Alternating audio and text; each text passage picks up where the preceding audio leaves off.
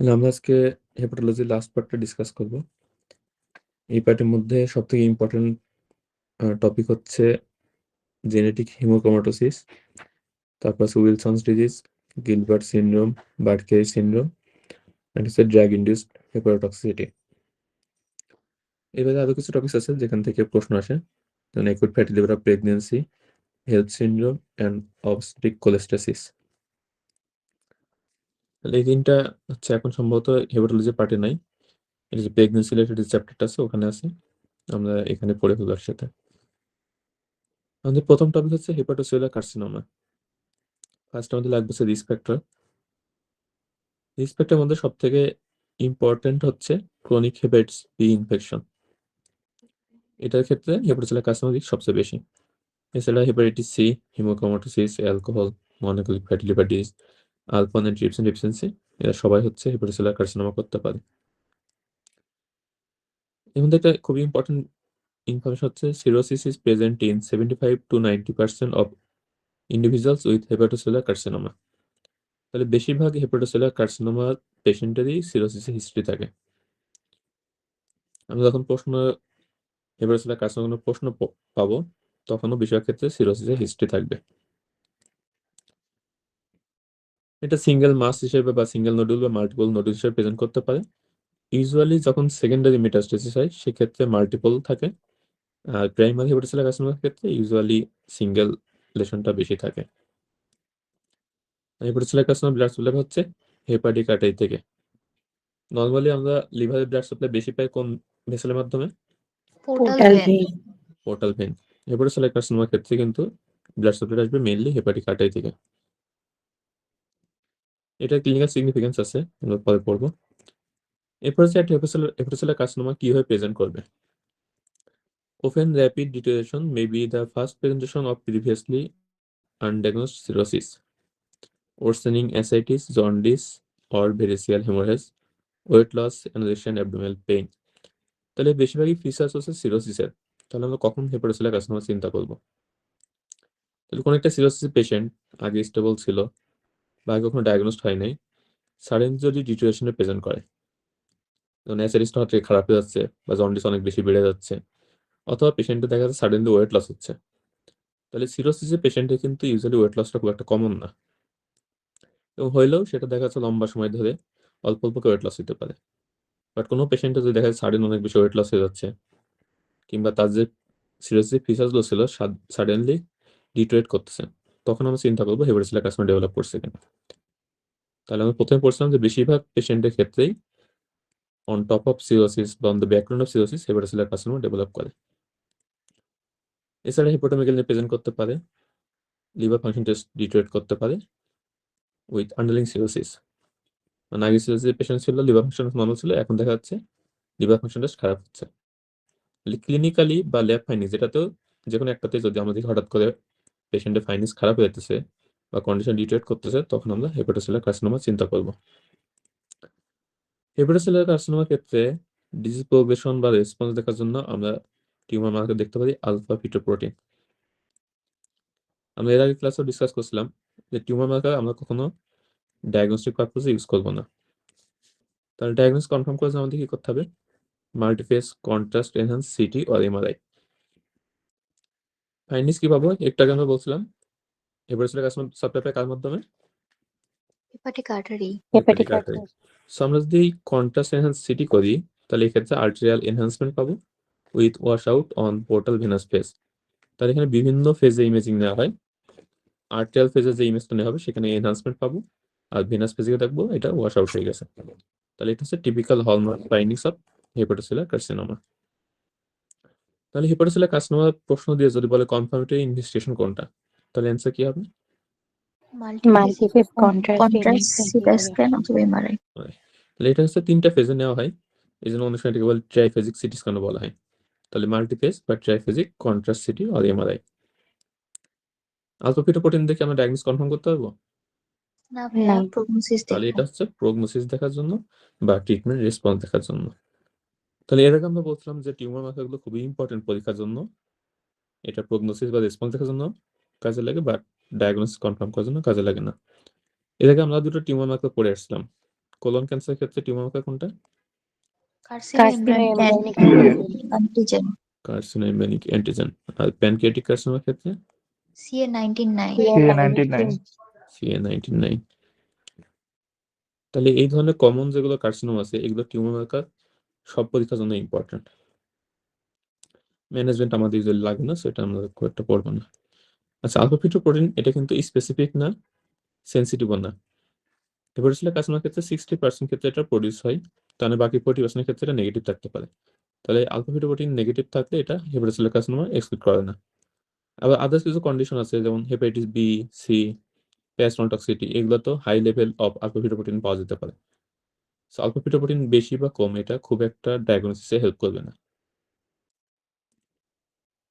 Secondary malignant tumour, এখান থেকে আমাদের জানা লাগবে যে কোন কোন জায়গা থেকে এখানে ম্যালিগন্যান্সি মেটাস্টেসিস হইতে পারে। Lung, breast, abdomen and pelvis. মেটাস্টেসিসের ক্ষেত্রে লিভার ফাংশন টেস্ট নর্মালও থাকতে পারে, অ্যাবনর্মাল হতে পারে। ইম্পর্টেন্ট ফাইন্ডিংস হচ্ছে এখানে এএলপিটা বেশি থাকে। তাহলে এই জিনিসটা আসলে আমাদের পরীক্ষায় খুব একটা লাগবে না, তবে আমরা যখন ওয়ার্ডের পেশেন্ট ডিল করি তখন এই ছোট ছোট ইনফরমেশনগুলো কাজে লাগে। যে ইনফিল্ট্রেটিভ ডিজিজ, সেকেন্ডারি মেটাস্টেসিস, এইগুলাতে এএলপি লেভেল বাড়ে।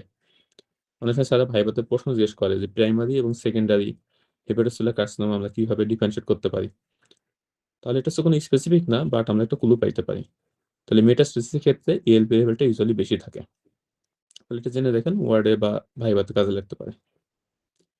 এরপর হচ্ছে drugs to be avoided in cirrhosis. এর মধ্যে কিছু ড্রাগ আমরা পড়ে আসছিলাম যেগুলো হেপাটিক এনকেফালোপ্যাথি অ্যাগ্রাভেট করে, বিশেষ করে যে ড্রাগগুলো কনস্টিপেশন করে বা সিডেটিভ বা অ্যাংজাইলেটিক ড্রাগ যেগুলো অ্যাকুমুলেশন হয় সেগুলো হেপাটিক এনকেফালোপ্যাথিতে অ্যাভয়েড করতে হবে, যেমন কোডেন, নার্কোটিক্স, অ্যাংজাইলেটিক্স। এছাড়া যেগুলো ডিহাইড্রেশন করে সেগুলো অ্যাভয়েড করতে হবে। আর এনএসআইডি এবং এসি ইনহিবিটর এরা হচ্ছে হেপাটোরেনাল ফেলার করতে পারে। সো সিরোসিসের ক্ষেত্রে এই ড্রাগগুলো ইউজ করা যাবে না। এনএসআইডি এবং এসি ইনহিবিটর কিভাবে রিনাল রিপেয়ার করে বা রিনাল ইমপ্লয়মেন্ট করে আমরা নেফ্রোলজি থেকে এটা মেকানিজম পড়বো। তাহলে যদি পরীক্ষা প্রশ্ন আসে সিরোসিসে কোন কোন ড্রাগ ইউজ করা যাবে না, তাহলে সবগুলাই হবে অ্যান্সার। আর যদি বলে হেপাটিক এনকেফালোপ্যাথিতে কোনগুলো অ্যাভয়েড করবো, তাহলে নিচের তিনটা আসবে, সাথে ডায়াবেটিক্স। এবার সেই ড্রাগ ইনডিউসড লিভার ইনজুরি, তাহলে এই জায়গাটা হচ্ছে পুরোটাই মুখস্থ করা লাগবে, এখানে খুব বেশি বোঝার কিছু নাই। ড্রাগ ইনডিউসড লিভার ইনজুরি ক্ষেত্রে আমরা কমনলি পাচ্ছি কোলেস্টেটিক হেপাটাইটিস প্যাটার্ন। তার মানে এখানে কোলেস্টেসিসও থাকবে, হেপাটাইটিসও থাকবে। তার মানে এখানে এএলটি, এএসটি, এএলপি, জিজিটি সবগুলো বাড়বে। সবগুলো যদি হাই লেভেল থাকে সেটাকে আমরা বলি কোলেস্টেটিক হেপাটাইটিস। কমন ড্রাগ হচ্ছে কোএমোক্সিক্লাব। এটা হচ্ছে most common antibiotic to cause abnormal liver function test. এটা পরীক্ষা প্রশ্ন আসতে পারে। এরপরে হচ্ছে কিছু এক্সাম্পল দেওয়া আছে কোন কোন ড্রাগের ক্ষেত্রে আমরা কি ধরনের প্যাটার্ন পাই, এটা মুখস্থ করতে হবে। এর মধ্যে যেগুলো কমনলি পরীক্ষা আসে সেগুলো আলাদা হাইলাইট করা আছে। বেশি ইম্পর্টেন্ট হচ্ছে প্রথম তিনটা, কোলেস্টেসিস, কোলেস্টেটিক হেপাটাইটিস এবং অ্যাকিউট হেপাটাইটিস। তাহলে ইউজুয়ালি বেশিরভাগ ড্রাগ হচ্ছে অ্যান্টিবায়োটিক, এছাড়া স্টেরয়েড আছে, এনএসআইডি আছে, নামগুলো মুখস্থ করতে হবে। কমন যে দুটা পরীক্ষা আসে কোএমোক্সিক্লাব অ্যান্ড ফ্লুক্লোক্সাসিলিন। তো এরা করা হচ্ছে কোলেস্টেটিক হেপাটাইটিস। এখান থেকে ইউজুয়ালি এমসিকিউ বেশি আসে। অ্যাকিউট হেপাটাইটিস করতে পারে অ্যান্টিটিবি ড্রাগগুলা, এছাড়া হচ্ছে কোকেইন, তারপর হচ্ছে এক্স ড্রাগ আছে। তাহলে এখান থেকে ইম্পর্টেন্স অ্যান্টিটিবি ড্রাগ, যেহেতু আমরা এগুলো কমনলি ইউজ করি। এরপরে মাইক্রো ভেসিকুলার স্টেটোসিস আমরা আগের ক্লাসে পড়ছিলাম, টেট্রাসাইক্লিন সোডিয়াম ভালপ্রেট করতে পারে।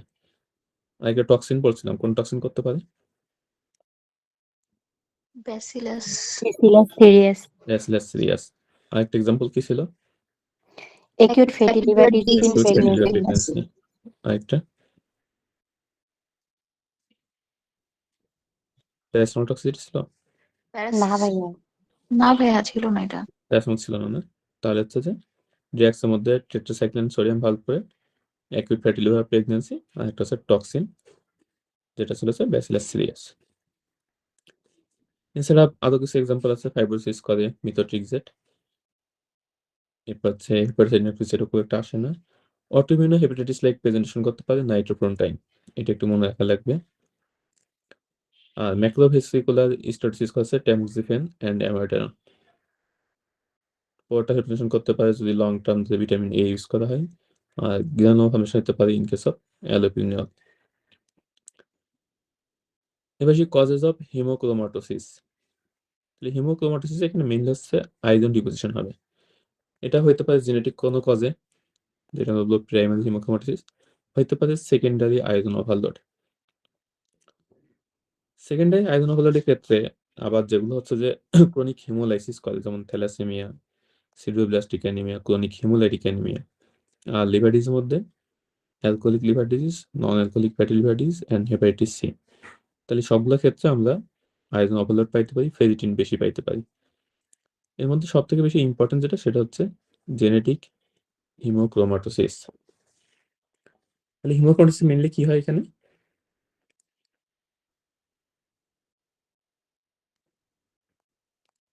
আয়রন ডিপোজিশন হয়।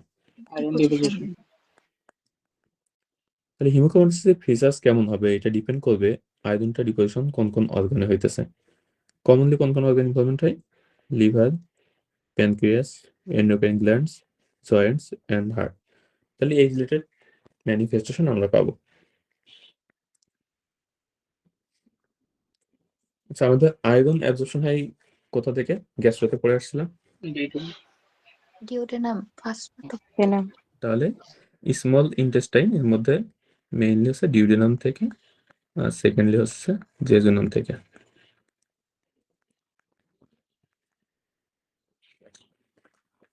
তাহলে এটা হচ্ছে আমাদের গাটের লুমেন, এখান থেকে আমাদের আয়রনটা অ্যাবজর্পশন হয়।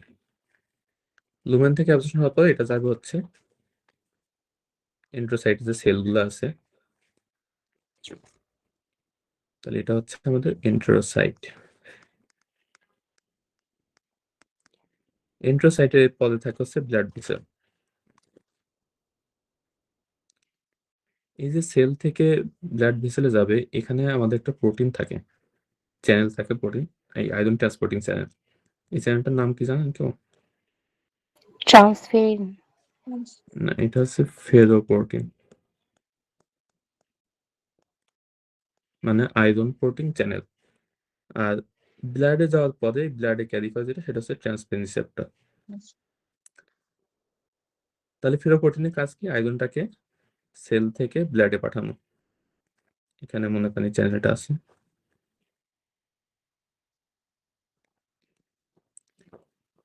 তাহলে ফেরোপ্রোটিন যখন ওপেন থাকবে তখন কি হবে? আয়রনটা এন্ট্রোসাইট থেকে কোথায় যাবে? এটা হচ্ছে Blood. ব্লাড, ব্লাডে যাবে। আয়রন যখন সেল থেকে ব্লাডে বেশি বেশি যাবে তখন কি হবে? সেলের মাঝখানে আয়রনের ঘাটতি হবে, তখন এন্ট্রোসাইটগুলো আয়রন অ্যাবজর্পশন বেশি বেশি করবে। এই যে ফেরোপ্রোটিন নামক যে চ্যানেলটা আছে, এইটাকে কন্ট্রোল করা হচ্ছে হেপসিডিন নামক একটা হরমোন। হেপসিডিন কি করে? ফেরোপ্রোটিনকে ব্লক করে রাখে। ফেরোপ্রোটিনকে যদি ব্লক করে রাখে তাহলে কি আয়রন রিলিজটা হইতে পারবে সেল থেকে ব্লাডে? তাহলে আয়রন রিলিজ কম করবে। আয়রনগুলো যদি রিলিজ করতে না পারে এন্ট্রোসাইটে যে সেলগুলো আছে, তাহলে আয়রন কি হবে? সেলের মধ্যে ট্র্যাপড অবস্থায় থাকবে। সেলের মধ্যে যদি আয়রন বেশি থাকে তাহলে কি সে আয়রন অ্যাবজর্পশন করবে? আর না।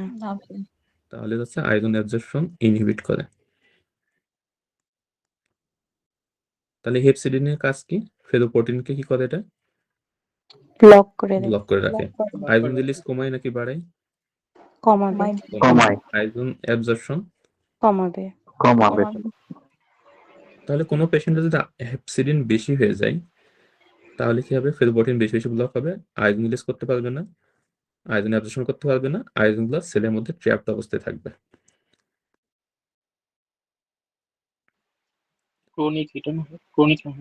তাহলে এটা হয় কোথায়? অ্যানিমিয়া অফ ক্রনিক ইনফ্লামেশনে। আমরা যখন হেমাটোলজি পড়বো তখন এই জিনিসটা আমাদের আবার কাজে লাগবে। হিমোক্রোমাটোসিসের ক্ষেত্রে কি হয়? এর ঠিক বিপরীত ঘটনা ঘটে। তাহলে এখানে হচ্ছে হেপসিডিন লেভেল কমে যায়। হেপসিডিন যদি কমে যায় তাহলে ফেরোপ্রোটিন কি বেশি বেশি কাজ করবে নাকি কম কাজ করবে? বেশি কাজ করবে। ফেরোপ্রোটিন বেশি কাজ করবে। ফেরোপ্রোটিন যদি বেশি কাজ করে আয়রন রিলিজ বেশি হবে নাকি কম হবে? বেশি হবে। যাবে। তাহলে ব্লাডে বেশি বেশি আয়রন যাবে। আয়রন অ্যাবজর্পশন কেমন হবে? বাড়বে বেশি হবে। বাড়বে। তাহলে বডিতে কি হবে? আয়রন ওভারলোড হবে। তাহলে হিমোক্রোম্যাটোসিসে কি হয়? এই ঘটনাটা ঘটে। এখানে হেপসিডিন তৈরি কমে যায়, ফেরোপোর্টিন চ্যানেলগুলো বেশি কাজ করে, আয়রন রিলিজ অ্যান্ড অ্যাবজর্পশন বাড়ে। বডিতে যখন আয়রন বেশি হয়ে যায় তখন এরা কি করে? Liver, pancreas, endocrine gland, joint, heart এগুলোতে ডিপোজিশন হয়। এখন এই যে হেপসিডিনটা তৈরি করে, এটা করে হচ্ছে HFE নামক একটা জিন।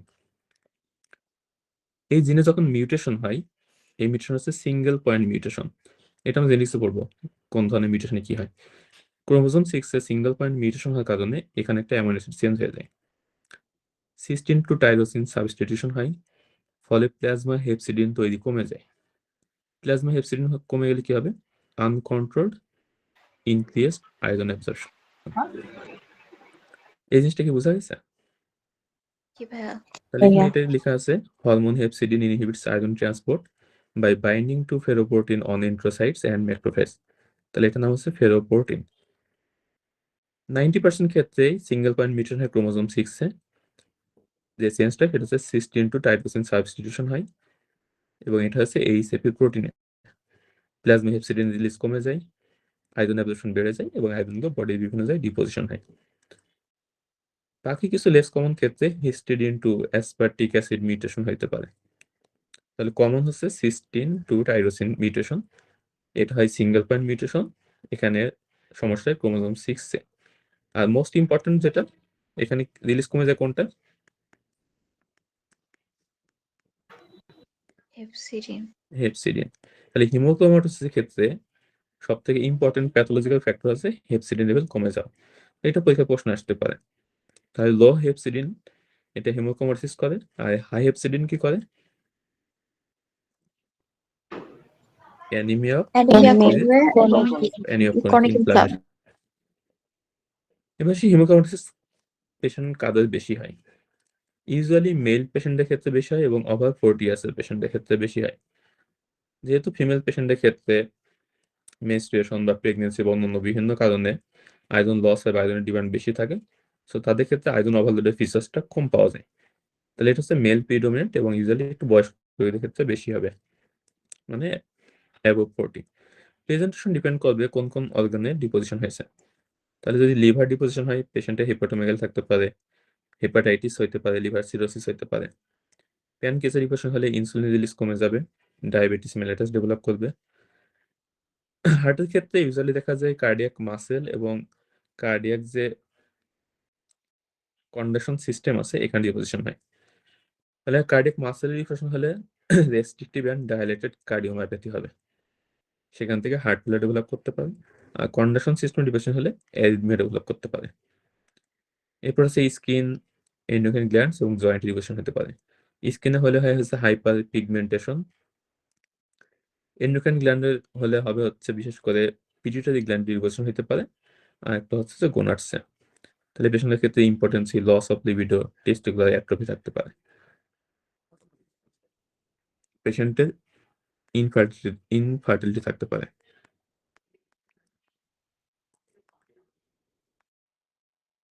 আর জয়েন্টের ক্ষেত্রে এটা হচ্ছে যেটা করে মেটাকার্পোফ্যারেঞ্জিয়াল জয়েন্ট অস্টিওআর্থ্রাইটিস করে। ইউজুয়ালি আমাদের অস্টিওআর্থ্রাইটিস কমন হচ্ছে নি জয়েন্ট, রিস্ট জয়েন্ট এগুলাতে, বাট এখানে একটু ডিফারেন্ট, এটা মেটাকার্পোফ্যারেঞ্জিয়াল জয়েন্টে অস্টিওআর্থ্রাইটিসটা বেশি করে। এটা আরেকটা যেটা করে সেটা হচ্ছে পাইরোফসফেট মেটাবলিজম অল্টারনেশন করে। এটা আমরা রিমোটোলজিক্যালটা পাবো, পাইরোফসফেট রিলেটেড ইনফরমেশন কিছু আছে ওখানে। যে কারণে কি হয়, এখানে জয়েন্টে ক্যালসিয়াম পাইরোফসফেট ডিপোজিশন হয়। ক্যালসিয়াম পাইরোফসফেট ডিপোজিশন এটা হয় হচ্ছে যদি ক্রনিক্যালি হয়, অ্যাকিউট হয়, এটাকে আমরা বলি সিউডো গাউট। তাহলে গাউটের ক্ষেত্রে ডিপোজিশন আছে ইউরিক অ্যাসিড ক্রিস্টাল, আর যদি পাইরোফসফেট ডিপোজিশন হয় সেটাকে আমরা বলি সিউডো গাউট। আর এখানে আরেকটা জিনিস যেটা হয় সেটা হচ্ছে কার্টিলেজগুলো ক্যালসিফিকেশন হয়, এটাকে আমরা বলি কন্ড্রোক্যালসিনোসিস। তাহলে জয়েন্ট ম্যানিফেস্টেশন কি কি পাওয়া যাবে?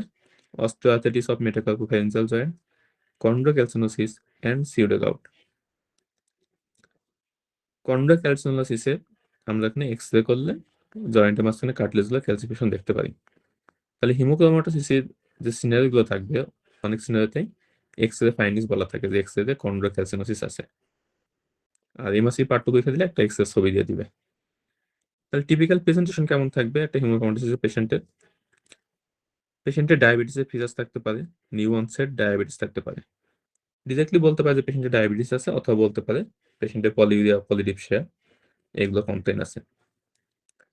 সাথে স্কিন পিগমেন্টেশন থাকতে পারে, হার্ট ফেলারের ফিচার্স থাকতে পারে, জয়েন্ট পেনের কথা বলা থাকতে পারে, অথবা ইনফার্টিলিটি বা লস অফ লিবিডোর কথা বলা থাকতে পারে, আর সাথে হচ্ছে লিভার ফাংশন টেস্ট অ্যাবনর্মালিটি থাকবে।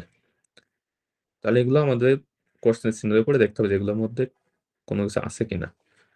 তাহলে একটা পেশেন্টের সবগুলো থাকবে এমন না, কোনো একটা পেশেন্ট সিরোসিসের পেশেন্ট বা অ্যাবনর্মাল লিভার ফাংশন টেস্ট আছে, এর সাথে যদি অন্য যে কোনো একটা থাকে, ডায়াবেটিসের feature, pigmentation, heart failure, pseudogout, chondrocalcinosis, infertility বা লস অফ লিবিডো, বা যদি বলে এক্সরে কন্ড্রোক্যালসিনোসিস আছে, যে কোনো কিছু বলা থাকলে ডায়াগনোস হবে হচ্ছে হিমোক্রোমাটোসিস। ভাই এখানে কি ভাই আয়রন কি হার্টের জন্য হার্ট ফেলিয়ার করে নাকি হার্ট ফেলিয়ার করার পরে? এখানে হচ্ছে যে আয়রনটা ডিপোজিশন হচ্ছে কার্ডিয়াক মাসেলে, আর একটা হচ্ছে কন্ডাকশন সিস্টেমে। মাসেলে যখন ডিপোজিশন হয়, কার্ডিয়াক মাসেলগুলো ইনজুরি হয়, সেখান থেকে মায়োকার্ডিটিস হয়ে কার্ডিওমায়োপ্যাথি, সেখান থেকে হার্ট ফেলিয়ার ডেভেলপ করতে পারে।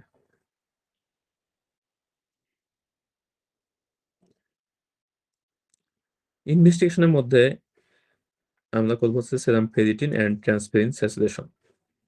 এর মধ্যে স্ক্রিনিং টেস্টের ক্ষেত্রে বলা হচ্ছে সেরাম ফেরিটিন করবো। আলটিমেটলি দুইটা করা লাগবে আমাদের, ফেরিটিনও করা লাগবে, ট্রান্সফেরিন স্যাচুরেশনও করা লাগবে। যদি কোনো পেশেন্টের ফেরিটিন এবং ট্রান্সফেরিন স্যাচুরেশন অ্যাবনর্মাল থাকে, তাহলে আমাদের নেক্সট টেস্ট করবো হচ্ছে মলিকুলার টেস্টিং ফর এইচএপি মিউটেশন। এছাড়া আমরা কি করতে পারি, এমআরআই অফ লিভার করতে পারি, লিভার বায়োপসি করতে পারি। লিভার বায়োপসিতে আইডেন্টিফিকেশনটা হবে মেইনলি উইদিন হেপাটোসাইটস। তাহলে আমরা ইনিশিয়াল টেস্ট করবো হচ্ছে ফেরিটিন এন্ড ট্রান্সফেরিন স্যাচুরেশন করবো পরে, তারপর করবো হচ্ছে এইচএপি মিউটেশন, এরপরে আমরা এমআরআই অফ লিভার বা লিভার বায়োপসি করতে পারি। যদি কোনো পেশেন্টের হিমোক্রোমাটোসিস থাকে, তাহলে তাদের ফার্স্ট ডিগ্রি যে ফ্যামিলি মেম্বারগুলো থাকবে, তাদের ক্ষেত্রে আমাদের জেনেটিক স্ক্রিনিং করতে হবে। এটা হচ্ছে জানুয়ারি 21 একবার প্রশ্ন আসছিল, একটা হিমোক্রোমাটোসিস সিনারিও দিয়ে তারপর বলছে তার যদি কোনো সিবলিং থাকে, ভাই বোন থাকে, তাহলে তাদের ক্ষেত্রে কি টেস্ট করব। তাহলে অ্যান্সার কি হবে? Genetic screening. Genetic screening. তাহলে এই ক্ষেত্রে কিন্তু আর ফেরিটিন, ট্রান্সফেরিন স্যাচুরেশন এগুলো আমরা করব না। তাহলে এটা প্রিভিয়াসলি প্রশ্ন আসছিল। আদার্স কিছু কাজ আছে যেখানে ফেরিটিন আমরা বেশি পাইতে পারি, জাস্ট নামগুলো একটু রিডিং পড়লে হবে। যে কোনো ইনফ্ল্যামেটরি কন্ডিশনে ফেরিটিন বেশি থাকতে পারে। তারপর হচ্ছে alcohol, non alcoholic fatty liver disease. আর যদি ফেরিটিন অনেক বেশি থাকে, অনেক ক্ষেত্রে দেখা 10,000-এর উপরে চলে যায়, তাহলে সেক্ষেত্রে অ্যাডাল্ট স্টিল ডিজিজ একটা চিন্তা করতে হবে। অ্যাডাল্ট স্টিল ডিজিজ আমরা রিমোটোলজিতে পড়লে তখন আবার এটা ডিটেলস পড়বো আর কি, আরো কি কি ফাইন্ডিংস থাকে। ম্যানেজমেন্টের ক্ষেত্রে এখানে ফার্স্ট লাইন ট্রিটমেন্ট হচ্ছে উইকলি ভেনিসেকশন করবো। এরপর হচ্ছে প্রগনোসিস ডিপেন্ড করে অর্গান ইমপ্রুভমেন্টের উপরে। ইউজুয়ালি লিভার এবং কার্ডিয়াক প্রবলেম যেগুলো থাকে সেগুলো ট্রিটমেন্ট করলে ইমপ্রুভ করে, বাট সিরোসিস ডেভেলপ করলে সেটা ইমপ্রুভ করে না। জয়েন্ট পেন, এটা আনপ্রেডিক্টেবল, ইমপ্রুভ করতে পারে, নাও করতে পারে। ডায়াবেটিসটা ইউজুয়ালি ইমপ্রুভ করে না। এটা হচ্ছে এমআরসিপিতে অনেক সময় প্রশ্ন আসে, হিমোক্রোমাটোসিস সিনারিও দিয়ে তারপর বলতে পারে ট্রিটমেন্ট করার পরে নিচে কোনটা ইমপ্রুভ করতে পারে বা কোনটা ইমপ্রুভ করে না। ইউজুয়ালি হিমোক্রোমাটোসিসের ক্ষেত্রে প্রগনোসিস ভালো যদি সিরোসিস হওয়ার আগে আমরা ট্রিটমেন্ট করতে পারি। সিরোসিস হলেও সেটা আদার যে কজ আছে সিরোসিস, সেগুলোর তুলনায় এটা প্রগনোসিস বেটার। এখানে মেইন কজ অফ ডেথ হচ্ছে হেপাটোসেলুলার কার্সিনোমা, সো এটার জন্য স্ক্রিনিং করতে হবে। পিএসসি ক্ষেত্রে most common cause of death কি পড়ছিলাম আমরা? কোলনজিওকার্সিনোমা। আর হেমাটোমাটোসিসের ক্ষেত্রে most common cause of death কি? Hepatocellular carcinoma. লিভার হিস্টোলজি একটু রিডিং পড়ে রাখতে পারেন, না পড়লে সমস্যা নেই। এখানে মেইনলি হচ্ছে হেপাটোসাইটের মধ্যে আয়রন ডিপোজিশন হয়, এছাড়া কাপ্পা সেল, বিলিয়ারি ইপথেলিয়াল সেল সেখানে ডিপোজিশন হতে পারে। আর এখানেও হচ্ছে ম্যাক্রোভেসিকুলার স্টেটোসিস হয়। ম্যাক্রোভেসিকুলার স্টেটোসিস কোন কোন ডিজিজে পড়ছি আমরা? Alcoholic liver disease, non alcoholic liver disease. Chronic কন্ডিশনগুলো। তাহলে ক্রনিকের মধ্যে আমরা বলছিলাম এএলডি, NAFLD, আর একটা পড়লাম হচ্ছে হিমোকমাটোসিস। তাহলে এগুলোতে ম্যাক্রোভেসিকুলার স্টেটোসিস হবে। এরপর আসি উইলসন ডিজিজ, তাহলে এটাও খুবই ইম্পর্টেন্ট। হিমোকমাটোসিস যেখানে আয়রন ডিপোজিশন হচ্ছিল, উইলসন ডিজিজ এখানে মেইনলি হচ্ছে কপার ডিপোজিশন। Copper disease. তাহলে এটা হচ্ছে একটা অটোসোমাল রিসেসিভ ডিজিজ। হিমোকমাটোসিস হচ্ছে অটোসোমাল রিসেসিভ ডিজিজ। এখানে মেইনলি মিউটেশন হচ্ছে ATP7B জিন অন ক্রোমোজোম 13। তাহলে হিমোক্রোমাটোসিসের ক্ষেত্রে ছিল ক্রোমোজোম 6, ওখানে ছিল HFE, এখানে হচ্ছে ATP7B, ক্রোমোজোম হচ্ছে 13। তাহলে নামগুলো মনে রাখা লাগবে। ATP7 জিন কি করে? একটা ট্রান্সমেমব্রেন কপার ট্রান্সপোর্টিং ATPase তৈরি করে, যেটা কাজ হচ্ছে কপার এক্সক্রিশন ইনটু বাইল। তাহলে এই জিনে যদি মিউটেশন হয় তাহলে প্রোটিনটা তৈরি করতে পারবে না, কপারটা বাইলে এক্সক্রিশন হবে না, কপারটা কি হবে? লিভারে ডিপোজিশন হবে। লিভারের সাথে সাথে আরো অন্যান্য যে অর্গানগুলো ইনভলভমেন্ট হয় এখানে মেইন হচ্ছে নিউরোলজিক্যাল, বেজাল গ্যাংলিয়া অফ ব্রেইন, এরপর হচ্ছে আই, কিডনি অ্যান্ড স্কেলিটন। তাহলে উইলসন ডিজিজ থেকে হিমোক্রোমাটোসিসে কিন্তু ডিপোজিশনগুলো আলাদা। হিমোক্রোমাটোসিসের ক্ষেত্রে যেমন প্যানক্রিয়াস, তারপর হচ্ছে গ্ল্যান্ড, এন্ডোক্রাইন গ্ল্যান্ড, টেস্টিস, এগুলো ইনভলভমেন্ট হয়। উইলসন ডিজিজের ক্ষেত্রে এগুলো লেস ইম্পর্টেন্ট। তাহলে উইলসন ডিজিজের ক্ষেত্রে ফার্স্ট হচ্ছে লিভার, সেকেন্ড ইম্পর্টেন্ট হচ্ছে বেজাল গ্যাংলিয়া অফ ব্রেইন, থার্ড হচ্ছে আই। কিডনি এবং স্কেলিটন এই দুটো খুবই লেস কমন। তাহলে পরীক্ষা যখন কোনো সিনারিও থাকবে, প্রথম তিনটা রিলেটেড ম্যানিফেস্টেশন থাকবে। আরেকটা মনে রাখা লাগবে, সেটা হচ্ছে হিমোলাইসিস। হিমাটোলজিতে আমরা আবার পড়বো কপার হচ্ছে নন ইমিউন হিমোলাইসিস করতে পারে। এই পেশেন্টদের ক্ষেত্রে বয়স থাকে কম, বিটুইন 5 to 45 ইয়ার্স। তাহলে হিমোক্রোমাটোসিসের ক্ষেত্রে বয়স কত পড়ছিলাম আমরা? 60 or অ্যাবভ 40, বয়স বেশি। মিডিল এজ পার্সন আর কি। আর উইলসনের ক্ষেত্রে থাকবে 5 to 45 বলছে, বাট ইউজুয়ালি বেশিরভাগ পেশেন্ট থাকে চাইল্ডহুড বা আর্লি ইয়ং অ্যাডাল্ট, এই ধরনের পেশেন্টগুলো বেশি থাকবে। নিউরোলজিক্যাল ম্যানিফেস্টেশন কেমন হবে? বেজাল গ্যাংলিয়ার কাজ হচ্ছে আমাদের মুভমেন্ট কন্ট্রোল করা। সো এই পেশেন্টগুলো বেশিরভাগ ক্ষেত্রে প্রেজেন্ট করে মুভমেন্ট ডিসঅর্ডার নিয়ে। এছাড়া পেশেন্টের ডিমেনশিয়া থাকতে পারে, সাইকিয়াট্রিক ম্যানিফেস্টেশন থাকতে পারে। লিভার ডিজিজের ক্ষেত্রে প্রেজেন্টেশন থাকে হচ্ছে অ্যাসিম্পটোমেটিক লিভার এনজাইম বাড়তে পারে, পেশেন্টের রিকারেন্ট জন্ডিস, হেপাটাইটিস থাকতে পারে, ফালমিনেন্ট লিভার ফেলার থাকতে পারে। Wilson disease should be considered in any patient under the age of 40 presenting with recurrent acute hepatitis or CLD of unknown cause, especially when accompanied by hemolytic anemia. তাহলে Wilson disease আমরা কয়েকটা ক্ষেত্রে চিন্তা করবো। একটা হচ্ছে ইয়ং যে কোনো পেশেন্ট যদি লিভার রিলেটেড ম্যানিফেস্টেশনে প্রেজেন্ট করে, সেটা হইতে পারে হেপাটাইটিস, হইতে পারে সিএলডি বা সিরোসিস। অথবা কোনো ইয়ং পেশেন্ট যদি নিউরোসাইকিয়াট্রিক ম্যানিফেস্টেশন থাকে, পেশেন্ট যদি অ্যাবনর্মাল মুভমেন্ট থাকে বা সাইকিয়াট্রিক ম্যানিফেস্টেশন, ডিমেনশিয়া, এই ধরনের প্রেজেন্টেশন থাকে, তাহলে আমরা হচ্ছে উইলসন ডিজিজ অবশ্যই এক্সক্লুড করতে হবে। নিউরোলজিক্যাল ডিজিজের মধ্যে পেশেন্টগুলো ইউজুয়ালি এক্সট্রা পিরামিডাল ফিচার নিয়ে প্রেজেন্ট করে, যেহেতু সাইট অফ লেশন হচ্ছে বেজাল গ্যাংলিয়া। পেশেন্টের ট্রেমর, কোরিয়াটোটোসিস, ডিস্টোনিয়া, পার্কিনসনিজম বা ডিমেনশনে প্রেজেন্ট করতে পারে। তাহলে ইয়ং কোনো patient movement disorder, psychiatric manifestation বা হেপাটিক অ্যাবনর্মালিটি থাকলে আমাদের উইলসন ডিজিজ একটা কনসিডারেশন থাকবে। ক্লিনিক্যালি আমরা বেশ কিছু ফাইন্ডিংস পাইতে পারি। এর মধ্যে প্যাথোগনমিক সাইন বা most important single clinical clue to diagnosis, সেটা হচ্ছে কেএফ রিং। তাহলে পরীক্ষা যদি প্রশ্ন আসে যে উইলসন ডিজিজ ডায়াগনোসিসের ক্ষেত্রে ক্লিনিক্যাল কোন সাইনটা সব থেকে বেশি প্যাথোগনমিক বা ডায়াগনস্টিক, তাহলে অ্যান্সার কি হবে? কেফ্রিং। KF ring. অনেক সময় কেএফ রিং ডিরেক্টলি না বলে একটা ডেসক্রিপশন দিতে পারে। তাহলে এটা হচ্ছে গোল্ডেন বা গ্রিনিশ ব্রাউন ডিসকালারেশন থাকে। ফার্স্ট স্টেপের পর হচ্ছে আপার পেরিফেরিতে, দেন হচ্ছে এটা সার্কামফারেন্সিয়াল, মানে পুরোটাই রাউন্ডেড একটা বর্ডারের মতো থাকে।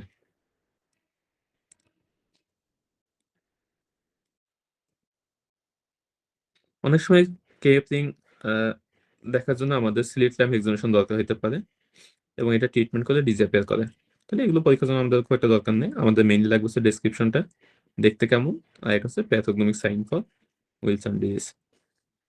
রেনাল ইনভলভমেন্টের ক্ষেত্রে এটা প্রক্সিমাল বা টাইপ 2 রেনাল টিউবুলার অ্যাসিডোসিস করতে পারে। জয়েন্টের ক্ষেত্রে বা স্কেলেটনের ক্ষেত্রে অস্টিওপোরোসিস, অস্টিও আর্থ্রাইটিস করতে পারে।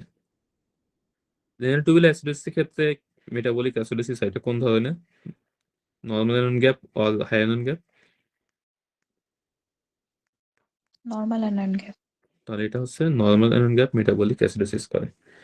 যারা ফার্স্ট টাইম পড়তেছেন তাদের এগুলো না পারলে সমস্যা নেই, বাট যারা এর আগে পরীক্ষা দিয়েছেন তাদের ক্ষেত্রে এগুলো কোরিলেট করে জানা থাকা লাগবে, নাহলে পরীক্ষায় অ্যান্সার করা যাবে না।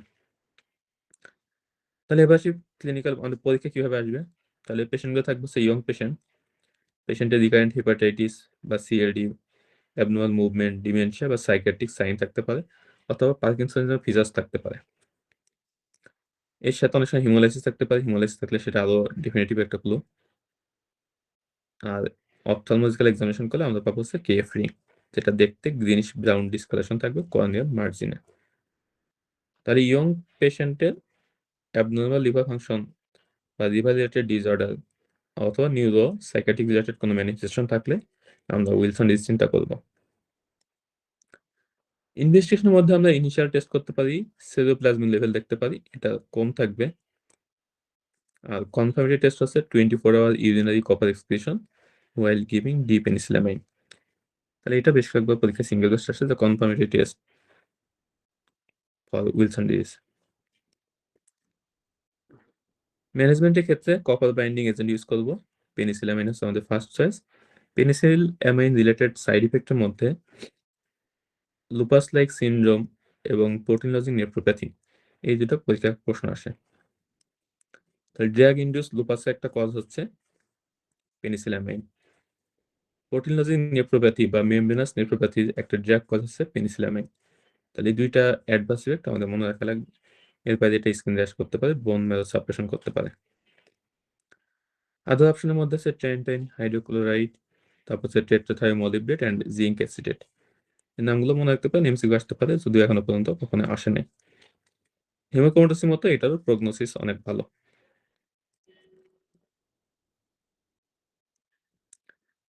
আচ্ছা, এখানে একটা ইন্টারেস্টিং, হেমোক্রোমাটোসিস এবং উইলসন ডিজিজ দুইটাই জেনেটিক ডিজিজ, বাট উইলসন ডিজিজের ক্ষেত্রে কোথাও জেনেটিক টেস্টিং এর কথাটা আসে নাই। এটা কি খেয়াল করছেন? জি ভাইয়া। তাহলে এই লাইনটা হচ্ছে যে লাস্ট একটা লাইন লেখা আছে, in contrast two haemochromatosis genetic diagnosis is not routine in Wilson disease. তাহলে এখানে মিউটেশন নাম্বার থাকে অনেক বেশি, ইউজুয়ালি জেনেটিক টেস্টিং করে এগুলো আইডেন্টিফাই করা খুবই কঠিন। সো উইলসন ডিজিজের ক্ষেত্রে জেনেটিক টেস্টিং এর কিন্তু তেমন কোনো রোল নাই। তাহলে এটাও পরীক্ষা প্রশ্ন আসতে পারে। তাহলে হিমোক্রোমাটোসিসের ক্ষেত্রে জেনেটিক টেস্টিং খুবই ইম্পর্টেন্ট, উইলসন ডিজিজের ক্ষেত্রে কিন্তু জেনেটিক টেস্টিং এখানে কোনো ভ্যালু নেই। এরপর মধ্যে আলফা 1 অ্যান্টিট্রিপসিন ডেফিসিয়েন্সি। ভাইয়া ওই যে হুম। এখানে আমরা যেরকম এক্সেস কপারের জন্য একটা বাইন্ডিং এজেন্ট ইউজ করি, এরকম কি হেমোক্রোমাটোসিসে কিছু ইউজ করা যায় না? মানে আয়রন বাইন্ডিং এর জন্য শুধু সেকেন্ডারি হিমোক্রোমাটোসিস হলে সেক্ষেত্রে ইউজ করে, হেরিডিটারি ক্ষেত্রে এরকম ইউজ করা দেখি নাই আমি। আচ্ছা সেকেন্ডারি যে কজগুলো পড়লাম সেখানে তো আমরা ইউজ করি, তো যে যাদের ফ্রিকোয়েন্ট ব্লাড ট্রান্সফিউশন দেওয়া হয় তাদের ক্ষেত্রে তো ক্লিয়ারিং এজেন্ট ইউজ করা হয়। ওকে, আলফা 1 অ্যান্টিট্রিপসিন ডেফিসিয়েন্সির ক্ষেত্রে দুইটা কথা মনে রাখা লাগবে। একটা হচ্ছে এই পেশেন্টগুলোর ক্ষেত্রে আর্লি অনসেট সিওপিডি বা এমফাইসোমা থাকবে। তাহলে সিওপিডি বা এমফাইসোমা ইউজুয়ালি বয়স্ক রোগীদের ক্ষেত্রে বেশি হয়, এই পেশেন্টের ক্ষেত্রে ইউজুয়ালি বয়স থাকবে কম। কম মানে একেবারে ইয়ং তা না, ইউজুয়ালি লেস দ্যান 50 ইয়ার্স থাকবে। আর সিওপিডি বা এমফাইসেমা এগুলো কাদের ক্ষেত্রে বেশি হয়? বয়স্কদের। বয়স্ক আর যারা স্মোকিং করে। আলফা অ্যান্টিট্রিপসিনের ক্ষেত্রে ইম্পর্টেন্ট হচ্ছে এদের ক্ষেত্রে তেমন কোনো সিগনিফিকেন্ট স্মোকিং হিস্ট্রি থাকবে না। তাহলে একটা হইতে পারে সে কখনো স্মোকিং করে নাই, অথবা হইতে পারে দেখা যাচ্ছে ওকেশনাল স্মোকিং করছে। তাহলে এরকম যদি কোনো হিস্ট্রি থাকে যে ইয়ং এজে মানে 50 বছরের নিচেই তার সিওপিডি বা এমফাইসেমা ডেভেলপ করছে এবং পেশেন্টের তেমন কোনো স্মোকিং হিস্ট্রি নেই, তাহলে সেই ক্ষেত্রে আমাদের আলফা অ্যান্টিট্রিপসিন ডেফিসিয়েন্সি এটা মাথায় রাখতে হবে। আলফা অ্যান্টিট্রিপসিন এটা জিনিসটা কি জিনিস? এটা হচ্ছে একটা সেরিন প্রোটিয়েজ ইনহিবিটর, যেটা লিভার থেকে প্রোডাকশন হয়। এর কাজ হচ্ছে নিউট্রোফিল ইলাস্টেস নামক একটা এনজাইমকে ইনহিবিট করা।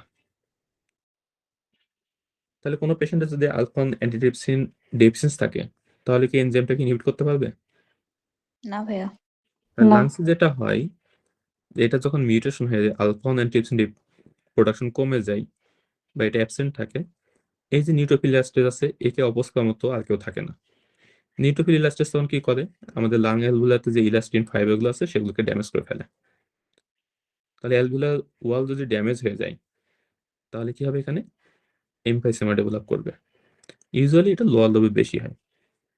পেশেন্টের প্রেজেন্টেশনের মধ্যে পেশেন্টের শর্টনেস অফ ব্রেথ থাকবে, হুইজিং থাকবে, তারপর আর্লি অনসেট সিওপিডি থাকতে পারে।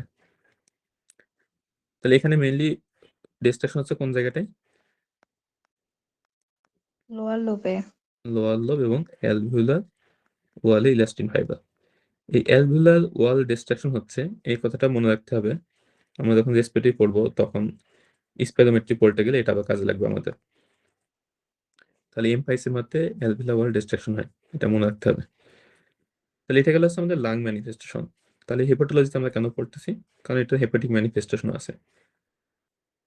এই যে আলফা 1 যে অ্যান্টিট্রিপসিন গুলো যেগুলো তৈরি হইতেছে মিউটেশনের মাধ্যমে, এগুলো থেকে হচ্ছে অ্যাবনর্মাল। এই অ্যাবনর্মাল যে প্রোটিন এগুলো তখন লিভারে ডিপোজিশন হয়ে হেপাটোসাইট ড্যামেজ করে। এর ফলে পেশেন্টের হেপাটাইটিস নিয়ে প্রেজেন্ট করতে পারে, ক্রনিক হেপাটাইটিস, সেখান থেকে সিরোসিস হতে পারে, হেপাটোসেলুলার কার্সিনোমা হতে পারে, আর নিওনেটাল পিরিয়ডে কোলেস্টেটিক জন্ডিস নিয়ে প্রেজেন্ট করতে পারে। তাহলে এই পেশেন্টগুলোর প্রেজেন্টেশন থাকবে হচ্ছে লাং প্লাস লিভার। তাহলে লাংয়ে কি হচ্ছে পেশেন্টের? এমফাইসেমা বা সিওপিডি, আর লিভারের ক্ষেত্রে হবে ক্রনিক হেপাটাইটিস, সিরোসিস বা হেপাটোসেলুলার কার্সিনোমা।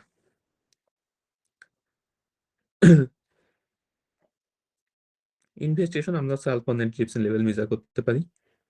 আর লিভার বায়োপসি করে সেখানে পিরিয়ডিক অ্যাসিড চিপ স্টেনিং করলে সেটা পজিটিভ গ্রানুলস পাবো, পাস পজিটিভ গ্রানুলস। এই পাস পজিটিভ আমরা কোন ডিজিজে পড়ে আসছিলাম এর আগে? হুইপলস ডিজিজে পেয়েছিলাম ভাইয়া। এক্সিলেন্ট। তাহলে হচ্ছে হুইপলস ডিজিজের ক্ষেত্রে আমরা হচ্ছে পাস পজিটিভ পাই। এরপর আমরা হেমাটোলজি পড়তে গেলে আরো একটা ডিজিজ পড়বো যেখানে পিরিয়ডিক অ্যাসিড চিপ স্টেনিং করা হয় এবং এটা পজিটিভ পাওয়া যেতে পারে। ম্যানেজমেন্টের ক্ষেত্রে এখানে সব থেকে ইম্পর্টেন্ট হচ্ছে যদি কোনো পেশেন্ট স্মোকিং হিস্ট্রি থাকে তাহলে তাদেরকে স্মোকিং বন্ধ করতে বলতে হবে। তাহলে এই পেশেন্টের ক্ষেত্রে এমনিতে আর্লি যে এমফাইসেমা বা সিওপিডির ফিচার ডেভেলপ করতেছে, স্মোকিং করে, তাহলে তাদের ক্ষেত্রে মানে ডিজিজটা প্রগনোসিস আরো খারাপ হয়। তাহলে এখান থেকে ম্যানেজমেন্ট যেটা আসে সেটা হচ্ছে এই ধরনের পেশেন্টের মোস্ট ইম্পর্টেন্ট অ্যাডভাইস কি দিব। তাহলে এরকম একটা সিনারিও দিতে পারে, young patient, shortness of breadth আছে, হুইজিং আছে, স্পাইরোমেট্রি করে দেখা গেছে যে obstructive type lung disease. Patient occasionally smoking করতো বা এখন ওকেশনালি স্মোকিং করে। এই পেশেন্টের মোস্ট ইম্পর্টেন্ট ট্রিটমেন্ট কি হবে বা মোস্ট ইম্পর্টেন্ট অ্যাডভাইস কি হবে? Stop smoking. তাহলে স্টপ স্মোকিং। তাহলে এটা খুবই ইম্পর্টেন্ট একটা কোশ্চেন। তাহলে এই যে অর্গান ইনভলভমেন্ট বিভিন্ন ডিজিজের ক্ষেত্রে এটা একটু মনে রাখতে হবে। তাহলে আলফা অ্যান্টিট্রিপসিনের ক্ষেত্রে কোন কোন অর্গান রিলেটেড ম্যানিফেস্টেশন থাকবে? Liver, lung. Lung and লিভারের liver. সাথে লাং। লিভারের সাথে যদি প্যানক্রিয়াস ইনভলভমেন্ট থাকে বা ডায়াবেটিস থাকে তাহলে সেক্ষেত্রে আমরা কি চিন্তা করবো? হিমোক্রোমাটোসিস। হিমোক্রোমাটোসিস। লিভারের সাথে যদি ইনফার্টিলিটি থাকে বা গোনাডাল ফেইলিউরের ফিচার্স থাকে তাহলে Hemochromatosis. হিমোক্রোমাটোসিস। লিভারের সাথে যদি নিউরোলজিক্যাল ম্যানিফেস্টেশন থাকে তাহলে উইলসনস ডিজিজ। Wilson disease. তাহলে এই প্যাটার্ন গুলো মনে রাখতে হবে, তাহলে পরীক্ষায় আমাদের অ্যান্সার করতে সুবিধা হবে। এরপর গিলবার্ট সিনড্রোম। তাহলে হেপাটোলজির প্রথম পার্ট পড়ার সময় আমরা এটা পড়ে আসছিলাম। গিলবার্ট সিনড্রোমে কি থাকে মেইনলি? কোন প্যারামিটার অ্যাবনর্মাল থাকবে এখানে? Unconjugated Unconjugated bilirubin। পিস তাহলে এটা থাকবে আমরা আর অলরেডি পড়ে আসছি। আনকনজুগেটেড এখানে bilirubin। শুধুমাত্র আনকনজুগেটেড বিলিরুবিনটা বেশি ফাস্টিং থাকে, বাকি সবকিছু নর্মাল থাকবে। ইউজুয়ালি ফাস্টিং কন্ডিশনে বেশি হয়। এটা হচ্ছে মেইনলি অটোসোমাল রিসেসিভ। এটা হচ্ছে most commonly hated disorder of bilirubin metabolism. যে সমস্যাটা হয় এখানে ইউডিপি গ্লুকোনাইল ট্রান্সফারেজ এনজাইম এটা ডেফিসিয়েন্সি থাকে, যে কারণে বিলিরুবিনগুলো কনজুগেট করতে পারে না, আমাদের বডিতে আনকনজুগেট বিলিরুবিনগুলো বাড়তে থাকে। এবং ফাস্টিং কন্ডিশনে বা স্ট্রেসফুল কন্ডিশনে এই এনজাইমটা ডেফিসিয়েন্সি হয়, যে কারণে এই কন্ডিশনগুলোতে ডিজিজটা ম্যানিফেস্টেশন ভালো বোঝা যায়। তাহলে টিপিক্যাল প্রেজেন্টেশন কেমন থাকবে? Isolated elevation of bilirubin, typically in setting of physical stress or illness. কোন ধরনের বিলিরুবিন বাড়বে? আনকনজুগেটেড। আনকনজুগেটেড। এখানে স্টুল বা ইউরিনে তেমন কোনো সেন্স থাকবে? না ভাইয়া, না। থাকবে না, না। কারণ এখানে কোনো অবস্ট্রাকশন নাই, কনজুগেট বিলিরুবিনও বাড়ে না, সো ফাইন্ডিংস নর্মাল পার্সনের মতনই থাকবে। তাহলে এখানে কোনো স্টিগমাটা অফ সিএলডি থাকবে না, শুধুমাত্র জন্ডিস বাদে। নর্মাল কালার আর ডার্ক স্টুল থাকবে, কারণ এখানে স্টাকুলেশন আছে। ইউরিনও নর্মাল যেমন ডার্ক থাকে সেরকমই থাকবে। তাহলে এক্সট্রা কোনো কিছুই থাকবে না। Liver function test otherwise normal থাকবে, শুধুমাত্র আনকনজুগেট বিলিরুবিন বেশি থাকবে। ইউজেনে কোনো বিলিরুবিন পাবো না। কেন পাচ্ছে না বিলিরুবিন বাড়া সত্ত্বেও? কনজুগেটেড কনজুগেটেড বিলিরুবিন তো তো ইউরিনে কনজুগেশন তো বা হয়নি, স্টুলে ইউরিনে অ্যাপিয়ার অ্যাপিয়ার করে করে না। না। তাহলে এটা হচ্ছে মেইনলি আনকনজুগেটেড বিলিরুবিন। তাহলে আনকনজুগেট বিলিরুবিন হচ্ছে ওয়াটার ইনসলিবল, অ্যালবুমিনের সাথে বাউন্ড অবস্থায় থাকে এবং এটা ইউজেনে অ্যাপিয়ার করে না। সো আমরা ইউজেন টেস্ট করলে এখানে কোনো বিলিরুবিন পাবো না। এটার সাথে কোনো লিভার ইনজুরি থাকে না, প্রগনোসিস খুবই ভালো, কোনো ইউজুয়ালি কোনো ট্রিটমেন্ট বা কোনো ইনভেস্টিগেশন কোনো কিছুই দরকার হয় না। তাহলে এরকম একটা সিনারিও দিয়ে কয়েকটা প্রশ্ন আসতে পারে। একটা আসতে পারে ডায়াগনোসিস কি, সেকেন্ড আসতে পারে ইনভেস্টিগেশন কি করব। তাহলে এখানে কোনো ইনভেস্টিগেশন ট্রিটমেন্ট কোনো কিছু দরকার নেই, জাস্ট পেশেন্টকে রিঅ্যাসুরেন্স করতে হবে, কাউন্সিলিং করতে হবে। এরপর আসি হেপাটোপালমোনারি সিনড্রোম। তাহলে আমরা এর আগে ক্লাসে পড়ছিলাম হেপাটোরেনাল সিনড্রোম, সেখানে বলছিলাম লিভার কম্পোনেন্ট থাকবে আর রেনাল কম্পোনেন্ট থাকবে। তাহলে লিভার কম্পোনেন্টের মধ্যে পেশেন্টের সিরোসিস বা অ্যাকিউট বা ক্রনিক লিভার ফেলও থাকে, আর রেনালের মধ্যে পেশেন্টের একাই বা সিকিউরিটি থাকতে পারে। এটার উপর ডিপেন্ড করে দুইটা টাইপ আছে। তাহলে হেপাটোপালমোনারি ক্ষেত্রে দুইটা কম্পোনেন্ট থাকবে, একটা হচ্ছে লিভার রিলেটেড ডিসঅর্ডার থাকবে আর একটা হচ্ছে লাং রিলেটেড ম্যানিফেস্টেশন। তাহলে এই পেশেন্টগুলোর সিরোসিস উইথ পোর্টাল হাইপারটেনশন থাকবে।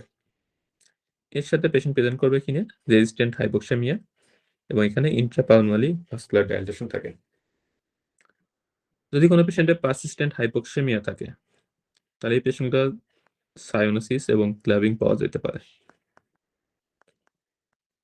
তাহলে সিরোসিস পেশেন্টের ক্লাবিং পেলে আমরা কি চিন্তা করব? হেপাটোপালমোনারি হেপাটোপালমোনারি সিনড্রোম। সিনড্রোম। তাহলে ক্লিনিক্যাল প্রেজেন্টেশন থাকবে হচ্ছে ফিঙ্গার ক্লাবিং, সায়ানোসিস, আর একটা থাকে হচ্ছে পেশেন্টের অর্থোডিঅক্সিয়া। অর্থ মানে হচ্ছে দাঁড়ানো অবস্থায়, ডিঅক্সিয়া মানে হচ্ছে অক্সিজেন স্যাচুরেশন কমে যাবে। তাহলে এই পেশেন্টগুলোর স্ট্যান্ডিং বা সিটিং পজিশনে অক্সিজেন স্যাচুরেশন ফল করে। এবং পেশেন্টের একটা প্রেজেন্টেশন থাকে, সেটা হচ্ছে প্ল্যাটিপনিয়া। অর্থোপনিয়া কাকে বলে? শরীরে শ্বাসকষ্ট বাড়ে। শ্বাসকষ্ট শরীরে বাড়ে। শ্বাসকষ্ট এই পেশেন্টগুলো হচ্ছে উল্টা, বসলে বা দাঁড়ালে শ্বাসকষ্ট বাড়ে, এটাকে বলে প্ল্যাটিপনিয়া। কেন হয়? এই অর্থোডিঅক্সিয়ার কারণে। মানে রোগী যখন দাঁড়ায় বা বসে থাকে তখন তার অক্সিজেন স্যাচুরেশন ফল করে, পেশেন্টের শ্বাসকষ্ট হয়। অর্থোপনিয়া ঠিক উল্টা। কেন হয়? যখন রোগী দাঁড়ায় বা বসে তখন হচ্ছে এক্সেসিভ নাইট্রিক অক্সাইড রিলিজ হওয়ার কারণে এখানে ইন্ট্রাপালমোনারি শান্টিং হয়, পেশেন্টের রাইট টু লেফট শান্ট হয়, মানে যে ব্লাড গুলো আছে সেগুলো অক্সিজেশন বাদেই সিস্টেমে সার্কুলেশন চলে আসে। এর ফলে কি হয়? অক্সিজেশন ঠিক মতো হয় না, অক্সিজেন স্যাচুরেশন ফল করে, পেশেন্টের রেসপিরেটরি ডিস্ট্রেস হয় বা প্ল্যাটিপনিয়া হয়। তাহলে এখানে মেইন যে কালপ্রিট আছে কি nitric oxide over production. Nitric oxide over production আর কোথায় পড়ছিলাম আমরা? এসআইটিস এর ক্ষেত্রে পড়েছিলাম। অ্যাসাইটিস। তাহলে এটা হচ্ছে স্প্ল্যানিক। আর্টেরিয়াল ভেসোডিলেশন। তাহলে লিভার সিসিসির ক্ষেত্রে অ্যাসাইটিস এবং হেপাটোপালমোনারি সিনড্রোম দুইটা ক্ষেত্রে মেইন কালপ্রিট হচ্ছে ইনক্রিজড নাইট্রিক অক্সাইড প্রোডাকশন। আর নাইট্রিক অক্সাইড প্রোডাকশন কমে গেলে কি হয়? কোন ডিজিজ পড়ছিলাম? অ্যাকালেশিয়া কার্ডিয়া। ট্রিটমেন্ট হচ্ছে লিভার ট্রান্সপ্লান্টেশন। তা লিভার ট্রান্সপ্লান্টেশন আমরা কয়টা কিছু পড়লাম? একটা হচ্ছে রেজিস্ট্যান্ট অ্যাসাইটিস, তারপর পড়ছিলাম হেপাটিক এনকেফালোপ্যাথি, তারপর পড়ছিলাম এসবিপি, হেপাটোরেনাল সিনড্রোম, এখন পড়লাম হেপাটোপালমোনারি সিনড্রোম। তা লিভার ট্রান্সপ্লান্টেশনে অলরেডি আমরা 4টা ইন্ডিকেশন পড়ে ফেলছি, 4টা না 5টা ইন্ডিকেশন পড়ে ফেলছি। পাশে বার্টকেরি সিনড্রোম, এখানে 2টা জিনিস আমাদের মনে রাখা লাগবে। একটা হচ্ছে পেশেন্টের একটা প্রথমবর্তী কন্ডিশন থাকবে, সেকেন্ড হচ্ছে পেশেন্টের একটা ট্র্যাক থাকে, এটা abdominal pain, ascites and tender hepatomegaly. প্রথমবর্তী কন্ডিশন কি কি আছে এটা তো আমরা হেপাটোলজিতে গেলে আমরা আবার ডিটেলস পাবো কোন কোন কন্ডিশনে পেশেন্টের থ্রম্বোটিক ম্যানিফেস্টেশন রিস্ক বেশি থাকে। এখন আমরা জেনে রাখবো কয়েকটা ডিজিজ, এর মধ্যে আছে মাইলোফাইব্রোসিস, প্রাইমারি পলিসাইথেমিয়া, তারপর হচ্ছে প্যারক্সিমাল নক্সার্নাল হিমোগ্লোবিনুরিয়া, তারপর হচ্ছে প্রেগনেন্সি বা কোনো পেশেন্ট যদি ওসিপি খেয়ে থাকে, তারপর হচ্ছে antithrombin 3, protein C, protein S deficiency. তাহলে এই ধরনের কন্ডিশনগুলোতে পেশেন্টের থ্রম্বোসিস রিস্ক থাকে বেশি। আলাদা করে কয়েকটা লাইন হাইলাইট করা আছে কারণ এগুলো হচ্ছে পরীক্ষায় সিনেমা থাকে। তাহলে পলিসাইথেমিয়া পেশেন্ট, প্যারক্সিমাল নক্সার্নাল হিমোগ্লোবিনের patient, pregnancy, oral contraceptive pill খাইতেছে, এই ধরনের রোগী যদি sudden onset of abdominal pain, ascites বা টেন্ডার হেপাটোমেগালি প্রেজেন্ট করে, তাহলে ডায়াগনোস হবে বার্ড-ক্যারি সিনড্রোম। এখানে কি হয়, থ্রোম্বাসটা ফর্মেশন হয় কোথায়? লার্জ হেপাটিক ভেনে। লার্জ হেপাটিক ভেনে। তাহলে এটা কি পোস্ট হেপাটিক নাকি প্রি হেপাটিক নাকি intra hepatic? Post hepatic post hepatic. Post hepatic. তাহলে আমরা পোর্টাল হাইপারটেনশন পড়ার সময় একটা ছবি দেখেছিলাম যে আমাদের এখানে থাকে হচ্ছে portal vein. Portal vein formation হয় কোনটা কোনটার মাধ্যমে? স্প্লেনিক ভেইন এন্ড সুপিরিয়র এই পাশ থেকে আসে স্প্লেনিক ভেইন, এই পাশে থেকে সুপিরিয়র মেসেন্টেরিক ভেইন, ফর্মেশন হলো পোর্টাল ভেইন। এরপরে ভিতরে এসে সাইনোসয়েড ফর্মেশন করে, এরপর এখান থেকে হেপাটিক ভেইন ফর্মেশন হয়। তাহলে পোস্ট হেপাটিক যে হেপাটিক ভেইন আছে, এখানে যদি থ্রোম্বাস হয় তাহলে সেটাকে আমরা বলতেছি বার্ড-ক্যারি সিনড্রোম। আর একটা হচ্ছে পরে রেয়ার কেসে ইনফিরিয়র ভেনা কাভা, যেটা সেখানে থ্রোম্বাস হতে পারে। তাহলে কাদের ক্ষেত্রে বেশি হবে? যাদের প্রথম বডি কোনো কন্ডিশন আছে আগের থেকে। তাহলে এই তিনটা পি দিয়ে primary polycythaemia, paroxysmal nocturnal haemoglobinuria, pregnancy and OCP, এই চারটা কজ ভালো করে মনে রাখা লাগবে। এদের ক্ষেত্রে বার্ড-ক্যারি সিনড্রোমের রিস্ক থাকে বেশি। প্রিভেনশন দুইভাবে হতে পারে, একটা হচ্ছে অ্যাকিউট আর একটা হচ্ছে ক্রনিক। ইউজুয়ালি অ্যাকিউটটা পরীক্ষায় বেশি আসে। ট্রায়াডের মধ্যে কি কি থাকবে? Rapid abdominal pain, marked ascites, আর হচ্ছে tender hepatomegaly, sometimes acute liver failure present করতে পারে। ক্রনিক ক্ষেত্রে মনে রাখা দরকার আলাদা করে, এখানে পেশেন্টের সিরোসিস ম্যানিফেস্টেশনে প্রেজেন্ট করতে পারে। Hepatomegaly frequently with tenderness of her liver is almost always present. Tender hepatomegaly আমরা দুইটার সিনারিও পড়লাম, আগের দিন পড়ছিলাম ভাইরাল হেপাটাইটিস, আজকে পড়লাম হচ্ছে বার্ড-ক্যারি সিনড্রোম। তাহলে এখানে টেন্ডার হেপাটোমেগালির সাথে এক্সট্রা থাকবে অ্যাসাইটিস, আর হচ্ছে যে প্রথম বডি কন্ডিশনে হিস্ট্রি থাকবে। এরপরে হচ্ছে পেশেন্টের যদি ইনফ্রাভেনিক অবস্ট্রাকশন থাকে তাহলে সেক্ষেত্রে পেরিফেরাল এডিমা থাকতে পারে, অত বেশি ইম্পর্টেন্ট না। আর যদি পারসিস্টেন্ট লং টার্ম হিস্ট্রি থাকে তাহলে সিরোসিস বা পোর্টাল হাইপারটেনশন এগুলো ডেভেলপ করতে পারে। ইনভেস্টিগেশন করলে আমরা পাবো হচ্ছে অ্যাকুট হেপাটাইটিস প্যাটার্ন। তাহলে এখানে কোন কোন এনজাইম বাড়বে? এসটিএলটি। এএসটি। এখানে কনফার্মেটরি টেস্ট আছে ডপলার আল্ট্রাসাউন্ড। তাহলে ডপলার আল্ট্রাসাউন্ড করলে আমরা হচ্ছে যে হেপাটিক ভেন অবলিটারেশন পাবো, এখানে থ্রোম্বাস পাবো। আর আমরা কি করতে পারি? সিটি স্ক্যান করতে পারি। সিটি স্ক্যান করলে এখানে কর্ডেট লোব এনলার্জমেন্ট পাওয়া যেতে পারে। এটা হচ্ছে অনেক সময় স্যাররা জিজ্ঞেস করে, পরীক্ষায় ইউজুয়ালি খুব একটা আসে না, স্যারদের এটা অনেক পছন্দ যে সিটি স্ক্যান করলে বার্ড-ক্যারি সিনড্রোমে কি পাওয়া যায়। তাহলে এখানে হচ্ছে কর্ডেট লোবটা এনলার্জ থাকে। এটার কারণ হচ্ছে কর্ডেট লোবের যে ভেনাস ড্রেনেজ, এটা হচ্ছে ডিরেক্টলি ইনফিরিয়র ভেনা কাভাতে ড্রেনেজ করে। বাকি যে অন্যান্য লোবগুলো আছে তারা ডিপেন্ড ভেনাস ড্রেনেজ করছে হেপাটিক ভেইনে। বার্ড-ক্যারিতে মেইনলি কোথায় থ্রোম্বাস হয়? Hepatic vein. হেপাটিক ভেনে। তাহলে হেপাটিক ভেন যদি থ্রোম্বাস হয় তাহলে লিভার লোবগুলোকে ঠিক মতো ড্রেনেজ করতে পারবে? ভেনাস ড্রেনেজ না। তাহলে থ্রোম্বাসের কারণে অবস্ট্রাকশন আছে, ড্রেনেজ ঠিক মতো করতে পারবে না, তাহলে হেপাটিক কনজেশন হবে। হেপাটিক কনজেশন যখন পারসিস্ট করবে তখন তাদের ব্লাড সাপ্লাই হ্যাম্পার্ড হবে, লিভার যে সেলগুলো আছে সেগুলো আস্তে আস্তে ড্যামেজ হবে এবং অ্যাট্রফি হয়ে যাবে। লিভার যদি অন্যান্য সেল কাজ না করে তাহলে কর্ডেট লোব ড্রেনেজ করতেছে কোথায়? ডিরেক্টলি ইনফিরিয়র ভেনা ক্যাভাতে। তাহলে সে একমাত্র লোব যে এখনো ইনট্যাক্ট আছে। সো কি হয়, লিভারের ফাংশন তখন কর্ডেট লোবের উপর বেশি ডিপেন্ডেন্ট হয়। এর ফলে কর্ডেট লোব বেশি বেশি কাজ করে এবং তার সাইজটা আস্তে আস্তে বড় হয়ে যায়। তাহলে এটা হচ্ছে অনেক পরীক্ষায় আসতেও পারে, তবে স্যারদের খুবই পছন্দ যে বার্ড-ক্যারি সিনড্রোমের ক্ষেত্রে আমরা সিটি স্ক্যান করলে কি ফাইন্ডিংস পাইতে পারি। তাহলে কি পাবো এখানে? Enlargement of caudate lobe enlargement. কেন পাবো? কারণ এটা venous drainage directly to inferior vena cava. Okay, এরপর হচ্ছে সাইনোসয়েডাল অবস্ট্রাকশন সিনড্রোম। এটা আমাদের দরকার নেই। এটা হচ্ছে যে ইন্টারহেপাটিক যে ছোট ছোট ভেসেল থাকে সেখানে অক্লুশন হলে ফিচার্স পাওয়া যায়, না পড়লে সমস্যা নেই। Pregnancy and liver related disease. প্রেগন্যান্সিতে লিভার রিলেটেড ডিজিজের তিনভাবে ম্যানিফেস্টেশন হতে পারে। একটা হচ্ছে তার আগের থেকে লিভার ডিজিজ ছিল, সেটা এখন খারাপ হয়ে গেছে, অথবা নতুন করে কোনো লিভার রিলেটেড ডিজিজ হয়েছে, অথবা প্রেগন্যান্সি রিলেটেড কোনো ডিজিজ হয়েছে। তাহলে আমাদের সবগুলোই জানা লাগবে কি কি চেঞ্জ হইতে পারে। ফার্স্ট হচ্ছে intercurrent preexisting liver disease.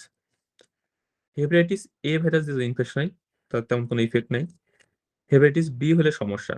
মায়ের যদি হেপাটাইটিস বি হয় তাহলে বাচ্চার হেপাটাইটিস বি হওয়ার রিস্ক বেশি নাকি কম? বেশি। তাহলে হেপাটাইটিস বি ভাইরাসের vertical transmission. Most important transmission হচ্ছে ভার্টিক্যাল ট্রান্সমিশন। এদের ক্ষেত্রে অ্যাকিউট ডিজিজ বেশি হয় নাকি ক্রনিক ডিজিজ বেশি হয়? ক্রনিক। তাহলে ক্রনিক ভার্টিক্যাল Both. ট্রান্সমিশনের ক্ষেত্রে ক্রনিক লিভার ডিজিজ সব থেকে বেশি। তাহলে সেক্ষেত্রে যদি কোন মায়ের হেপাটাইটিস বি থাকে তাহলে বাচ্চাকে ভ্যাকসিনেশন করতে হবে, সাথে ইমিউনোগ্লোবুলিন দিতে হবে। হেপাটাইটিস সির ক্ষেত্রে ম্যাটারনাল ট্রান্সমিশনের রিস্ক কম। তাহলে এই ক্ষেত্রে আলাদা করে কোনো এক্সট্রা কোনো কিছু করার দরকার নেই। হেপাটাইটিস সির ক্ষেত্রে মেইন ট্রান্সমিশন রুট কোনটা? IV drug abuser. তাহলে আছে আইভি রুট। তাহলে হেপাটাইটিস এর ক্ষেত্রে তেমন কিছু দরকার নেই। হেপাটাইটিস বির ক্ষেত্রে আমরা হচ্ছে মায়ের যদি পজিটিভ থাকে তাহলে বাচ্চাকে ভ্যাকসিনেশন করতে হবে, ইমিউনোগ্লোবুলিন দিতে হবে। হেপাটাইটিস সির ক্ষেত্রে তেমন কিছু করার দরকার নেই। হেপাটাইটিস ইটা খুবই ইম্পর্টেন্ট। তাহলে এটা হচ্ছে এই ম্যাটারনাল মর্টালিটি রেট অনেক বেশি, 20% মর্টালিটি রেট। তাহলে মায়ের ক্ষেত্রে সব থেকে ইম্পর্টেন্ট ভাইরাস কোনটা? Hepatitis E. Hepatitis E. তো এটা অবশ্য পরীক্ষায় প্রশ্ন আসে, প্রেগন্যান্সিতে লিভার ফেলার বা ম্যাটারনাল মর্টালিটি কোন ভাইরাস ক্ষেত্রে সব থেকে বেশি? তাহলে অ্যান্সার হচ্ছে hepatitis E. Abnormal liver function থেকে এখান থেকে খুব বেশি কিছু পড়ার দরকার নাই। প্রি এক্সিস্টিং লিভার ডিজিজের ক্ষেত্রে এখান থেকে পড়তে হবে হচ্ছে পেনিসিলামাইন এবং অ্যাজাথ্রোপিন, এটা হচ্ছে ড্রাগ সেফ। তাহলে প্রেগন্যান্সি রিলেটেড যে কোনো ডিজিজ থাকলে সেখান থেকে আমাদের দুইটা জিনিস দেখা লাগবে। একটা হচ্ছে ডিজিজটার কোর্স কেমন, মানে প্রেগন্যান্সিটা খারাপ হয় নাকি ভালো হয়। আর একটা হচ্ছে যে ডিজিজগুলো এই ড্রাগগুলো আমরা ইউজ করি, এই ড্রাগগুলো সেফ কিনা। ভ্যাকসিনেশন, ইমিউনোগ্লোবুলিন এগুলো তো আমরা পড়ে ফেলছি। Immunoglobulin or vaccination given to fetus at birth prevents transmission of hepatitis B to fetus if the mother is infected. Imaging এর ক্ষেত্রে আল্ট্রাসাউন্ড এবং এমআরসিপি সেফ, কিন্তু বানান ভুল হয়ে গেছে। প্রেগনেন্সি রিলেটেড যে লিভার ডিজিজ, তাহলে এতক্ষণ যেগুলো পড়লাম সেগুলো হচ্ছে প্রেগনেন্সির সাথে রিলেটেড না, মানে আগে থেকে এটা ছিল বা নতুন করে হয়েছে। আর কিছু ডিজিজ আছে সেগুলো প্রেগনেন্সির সাথে রিলেটেড। এই ডিজিজগুলো ইউজুয়ালি হয় হচ্ছে থার্ড ট্রাইমেস্টারে অ্যান্ড রিজলভ পোস্টপার্টাম। তাহলে থার্ড ট্রাইমেস্টারে যদি কোনো পেশেন্টের লিভার রিলেটেড ডিজিজ থাকে তাহলে সেক্ষেত্রে প্রেগনেন্সি রিলেটেড লিভার ডিজিজগুলো আমাদেরকে আগে চিন্তা করতে হবে। প্রেগনেন্সি রিলেটেড লিভার ডিজিজের মধ্যে তিনটা ডিজিজ কমনলি পরীক্ষা আসে।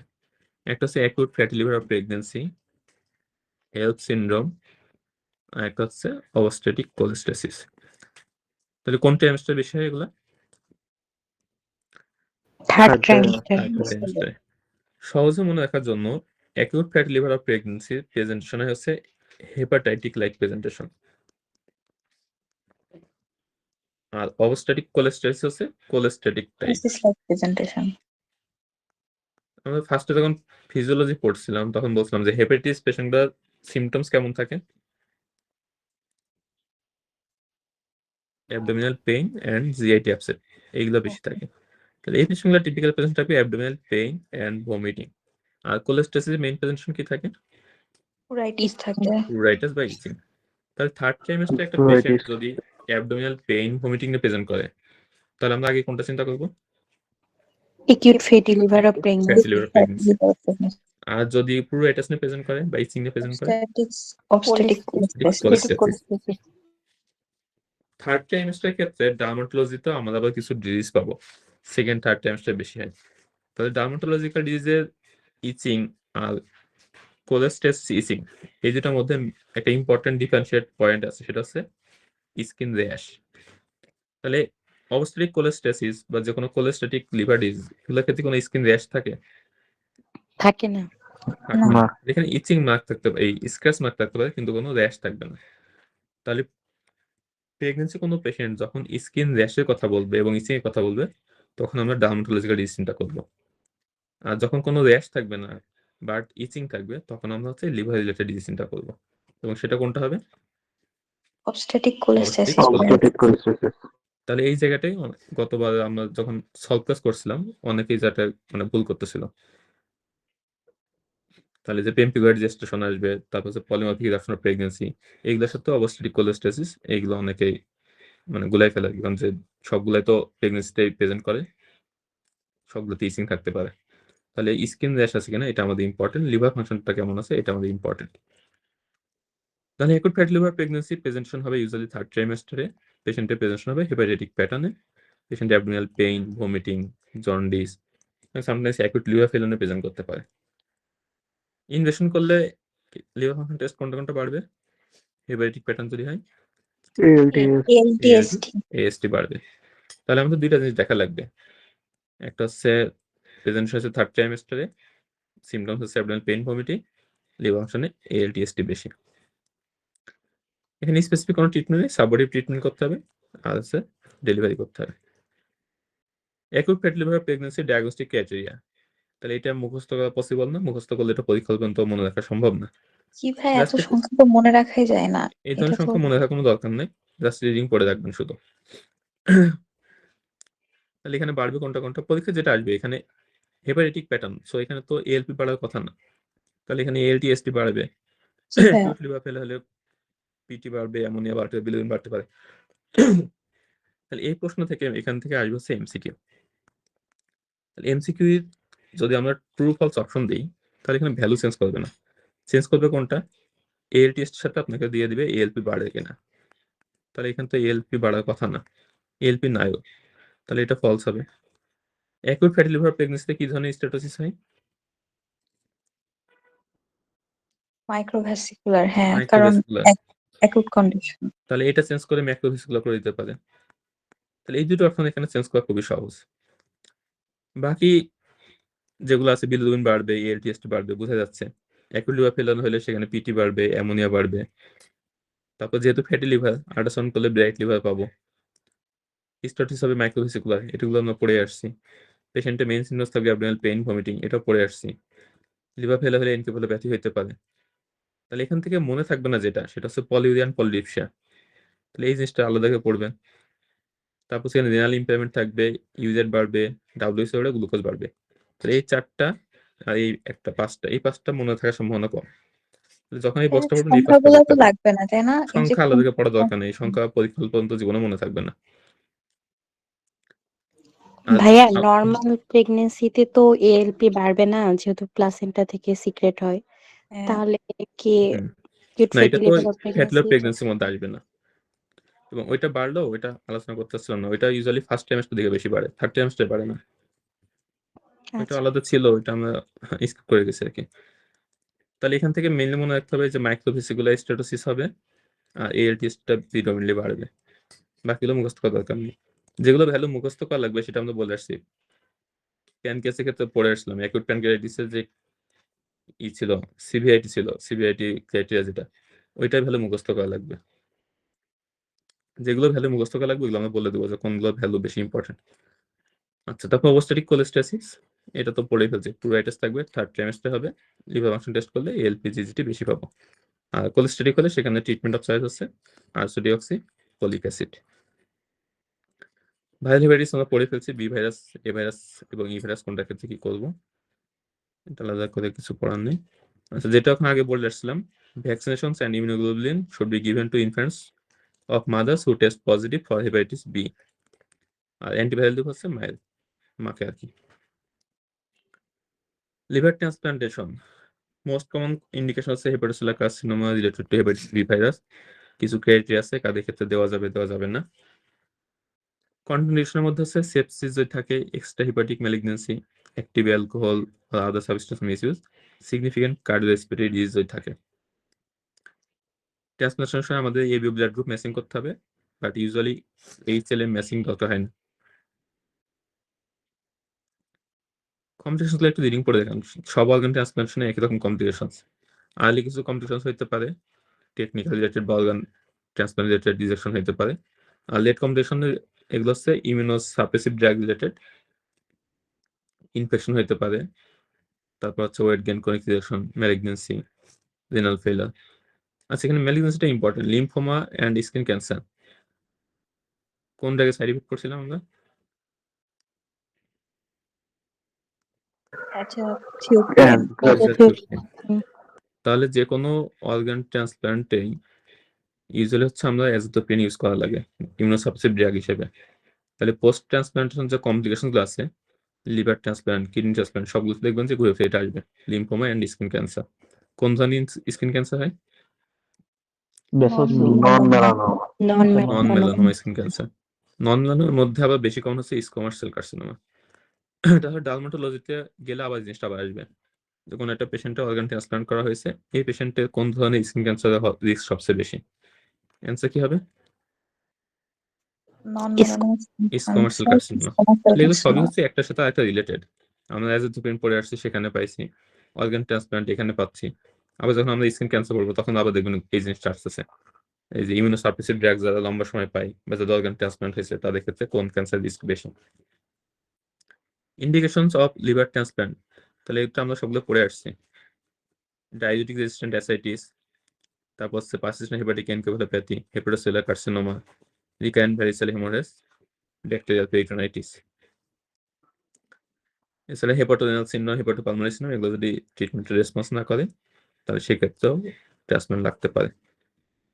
এরপরে কিছু স্কোরিং আছে, আমরা ফার্স্ট ক্লাস করছিলাম সাইড পাক স্কোরিং, যদি গ্রেড সি থাকে, আর হচ্ছে মেড স্কোরিং মডেল গ্রেড। কিন্তু জাস্ট স্কোরিং নাম পড়লেই হবে, ভ্যালু এত পড়ার দরকার নেই। চাইল্ড পাকের ক্ষেত্রে এটা মনে রাখেন গ্রেড সি। এবার হচ্ছে compositions and descriptors of pigment stone, তাহলে এটা হচ্ছে মুখস্থ পড়া, এখান থেকে আসলে বোঝা খুব বেশি কিছু নাই। এখান থেকে মনে রাখতে হবে হিমোলাইসিস আর হচ্ছে আইলিয়াল ডিসেকশন, এদের ক্ষেত্রে হচ্ছে ব্ল্যাক পিগমেন্ট এটা বেশি হয়, আর ইনফেক্টেড বাইল বা স্টাসিস হলে ব্রাউন পিগমেন্ট হয়। তাহলে এটা হচ্ছে আমরা এর আগে কয়েকটা ক্লাসে ভুল জেনে আসছি, আইলিয়াল ডিসেকশন কোলেস্ট্রল গলস্টোন বলছিলাম, এটা আসলে হবে ব্ল্যাক পিগমেন্ট গলস্টোন। হিমোলাইসিসের ক্ষেত্রে স্টোন ফর্মেশন এটা খুবই ইম্পর্টেন্ট, কারণ আমরা যখন ক্রনিক হিমোলাইটিক ডিজিজ করবো, বিশেষ করে হেরিটারি স্পিওসাইটোসিস, এই পেশেন্টের ক্ষেত্রে হিমোলাইসিস হয়, সেখান থেকে গলস্টোন ফর্মেশন হতে পারে, কোলেস্টেরিস হতে পারে। কোলেস্টেরিস হলে কি হবে? অ্যাকিউট অ্যাবডোমিনাল পেইন নিয়ে প্রেজেন্ট করতে পারে। তাহলে এরকম যদি কোনো একটা সিনারিও থাকে যে কোনো পেশেন্টের এরকম অ্যানিমিয়া আছে, রিকারেন্ট তার ব্লাড ট্রান্সফিউশন লাগে, বা সিবিসিতে হচ্ছে তার হিমোলাইটিক অ্যানিমিয়া ফিজাস আছে, এই পেশেন্টটা রাইট আপার কোয়াড্রেন্ট পেইন নিয়ে প্রেজেন্ট করছে, মোস্ট লাইকলি ডায়াগনোসিস কি? তাহলে হেরিটারি স্পিওসাইটোসিস বা যে হিমোলাইটিক ডিজিজগুলো আছে, এইগুলো অনেক সময় এরকম সিনারিও আসে, এই যে গলস্টোন রিলেটেড অ্যাকিউট কোলেসিস্টাইটিস নিয়ে প্রেজেন্ট করছে। তাহলে এইটা একটু আমাদের মনে রাখা লাগবে। অ্যাকিউট কোলেসিস্টাইটিসের পেশেন্টের যে পেইন হয়, এটার জন্য কোন হরমোন রেসপন্সিবল আমরা পড়ে আসছিলাম? সিসিকে। CCK.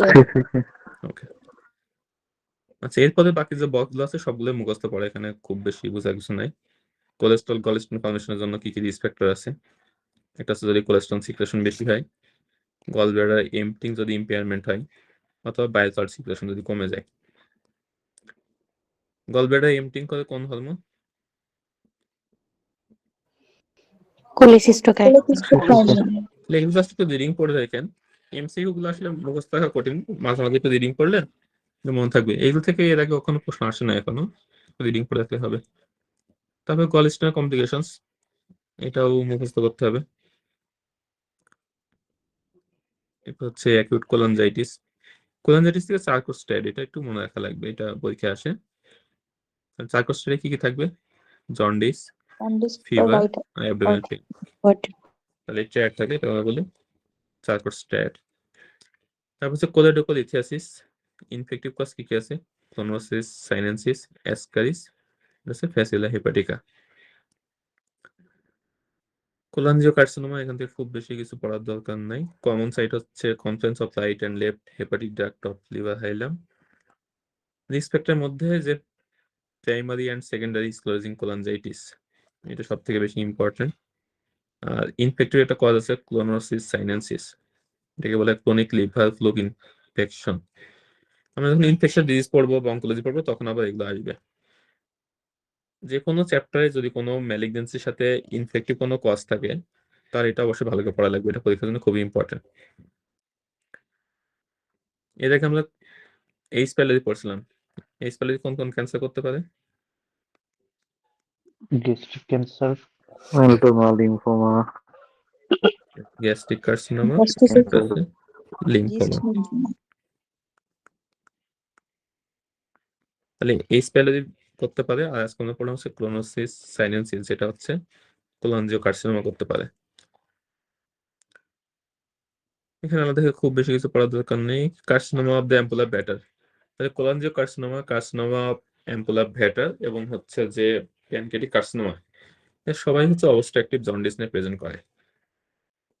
কার্সিনোমা অফ অ্যাম্পুলার ব্যাটার এগুলোর ক্ষেত্রে অনেক সময় ব্লিডিং থাকে অনেক বেশি, পেশেন্টগুলো অ্যানিমিয়া থাকতে পারে। এখান থেকে আর কিছু পড়ার নেই। কজেস অফ পোস্ট কোলেসিস্টেমি সিমটমস, এটা মুখস্থ করা লাগবে। তাহলে লাস্টে যে বক্সগুলো আছে এই বক্সগুলো থেকে আসলে খুব একটা প্রশ্ন আসে না, এটা রিডিং করে রাখলে হবে। যেগুলো ইম্পর্টেন্ট সেগুলো সব প্রথম দিকে আছে। এরপর আজকে রিলেটেড 3টা ছবি, এই 3টা ছবি হচ্ছে এমএসসি পার্ট 2 এর জন্য খুবই ইম্পর্টেন্ট। ফার্স্ট হচ্ছে কেএফ রিং, কোথায় পাবো? Wilson disease. উইলসন ডিজিজে।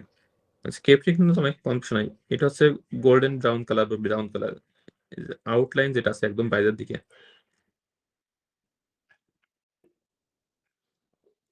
এটা হচ্ছে কেএফ রিং। কিভাবে বাইরের দিকে যে রিংটা আছে ব্রাউন কালার, এইটা। এরপর হচ্ছে sunflower cataract, sunflower like appearance, এটা পাওয়া যায় হচ্ছে যে উইলসন উইলসন ডিজিজ। ডিজিজে। এন্ড ফাইনালি হচ্ছে কন্ড্রোক্যালসিনোসিস, হেমোক্রোমাটোসিস। নোক্রোমাটোসিস। তাহলে এই যে মাঝখানে যে একটা সাদা দেখা যাচ্ছে কার্টিলেজ ক্যালসিফিকেশন হয়েছে, এটা নরমাল নিজ জয়েন্টের ক্ষেত্রে দেখা যায় না, এখানে ফাঁকা থাকে পুরোপুরি। তাহলে যে দুইটা লাইন দেখা যাচ্ছে এটা হচ্ছে যে কার্টিলেজ ক্যালসিফিকেশনের কারণে, আলাদা করে তীর চিহ্ন দেওয়া আছে। তাহলে এই ধরনের যদি একটা চিহ্ন থাকে যে কোনো একটা পেশেন্ট লিভার সিরোসিস আছে বা অ্যাবনর্মাল লিভার ফাংশন টেস্ট আছে, এক্সরে করে কন্ড্রোক্যালসিনোসিস পাওয়া গেছে। ডায়াগনোসিস কি হবে তাহলে? হেমোক্রোমাটোসিস। ওকে। তাহলে আজকের যে প্রশ্নগুলো আছে এখান থেকে পরীক্ষার প্রশ্ন মোটামুটি শিওর থাকেন আসবেই। Haemochromatosis, Wilson disease, Gilbert Budd Chiari হেলথ syndrome, fatty liver pregnancy, cholestasis, obstetric cholestasis, আর হচ্ছে ড্রাগ ইনডিউসড লিভার ইনজুরি। তাহলে আজকে অনেকগুলো পড়া, তো আমরা এর সাথে আর এক্সট্রা কোনো পড়া অ্যাড করবো না। নেক্সট ক্লাস আমরা ইনশাআল্লাহ কার্ডিওলজি শুরু করবো কালকে থেকে। আজকে চ্যাপ্টার কারো কোনো প্রশ্ন আছে? ওকে, তাহলে আজকে ক্লাস আমাদের পর্যন্ত থাকুক। আল্লাহ হাফেজ। আসসালামু আলাইকুম ভাইয়া। সালাম আলাইকুম।